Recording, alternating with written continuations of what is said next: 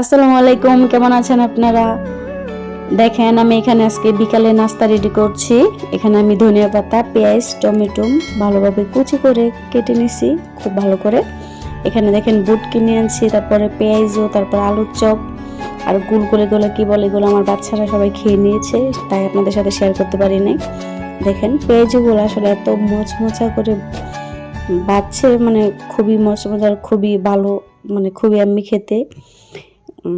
আপনারা কে কি খাইছেন বিকালে আমার কমেন্ট বক্সে বলবেন। আর এখানে দেখেন আলুর চপগুলা কতটা সফট, এগুলা সব কিছু ছোটো ছোটো করে পিস করে নেবেন খুব ভালো করে। আর আপনারা চাইলে কাঁচামরিচ এখানে ইউজ করতে পারেন। আমি কাঁচামরিচটা মানে ঝালটা কম খাই, আমি খাই কম বলতে আমার বাচ্চারা আছে, বাচ্চারা ঝাল খেতে পারে না, তার জন্য কাঁচামরিচটা দিই নেই। আর আপনারা চাইলে দিয়ে দিতে পারেন।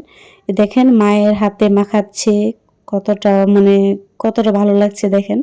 আর আমরা সবাই এখন একসাথে মিলেমিশে খাবো, আমরা আজকে অনেকজনই আছি।